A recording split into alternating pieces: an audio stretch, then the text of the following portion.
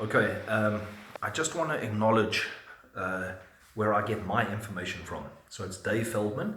Go to the cholesterol code, check it out. The guy's an engineer. Support him financially if you want to. He's doing amazing things for our understanding of taking charge of our health.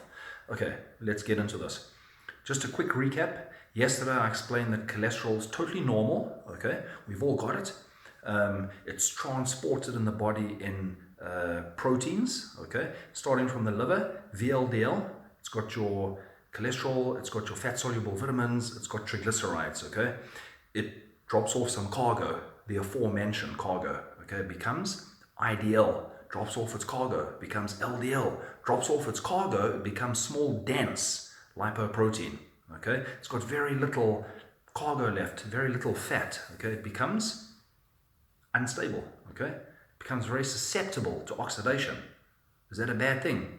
Yes, if you have a body full of toxins, okay, full of inflammation, cruises around the bloodstream for 3 or 4 days, it's vulnerable to oxidation. Like I said, if you're toxic, if you're inflamed, watch out.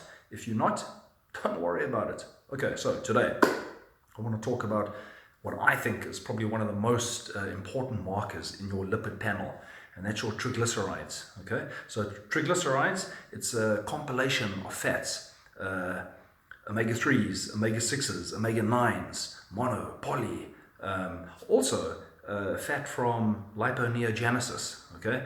Excessive glucose gets converted into fat, beautiful process, okay? So that's what triglycerides are.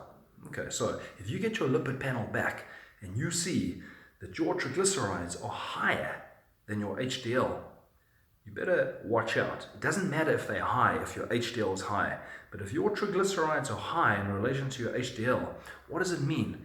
It means that you've got all this cargo floating around your bloodstream, triglycerides, not being used. Okay, what is that the equivalent of?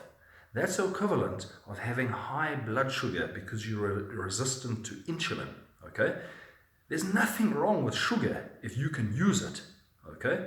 But if you've got excessive blood glucose, it glycates onto your blood, it glycates onto all cells, it makes you sticky, slows you down, you become prime candidate for metabolic syndrome associated diseases. So you go back to triglycerides, okay? Why do you think your cells would become resistant to accepting this cargo of energy, awesome energy? Go back upstream, okay? When you consume a diet full of crappy refined carbohydrates, excessive sugar, okay, and you get this liponeogenesis, right? It's got to go somewhere. You will get a situation where not only are you insulin resistant and therefore your cells don't want to accept any more glucose, you also become resistant to the glucose that's been converted to fat that's waiting to get into the cell. Now you've got a problem, okay? Because what will happen? It has to go somewhere. So it'll go to your pancreas. All of a sudden your pancreas packs up. It's clogged with fat, okay? It'll go to your liver, fatty liver, okay? It'll go lots of places. And again, you become a candidate for many different types of diseases, yeah, metabolic syndrome. Okay, so if you look at your trigs and they are too high in relation to your HDL, what have you got to do? Go back upstream and figure it out. You are ingesting too many carbohydrates that are converted, okay? And it's not just, don't blame it on carbohydrates. If you are eating things like pizza, what a crappy meal, okay?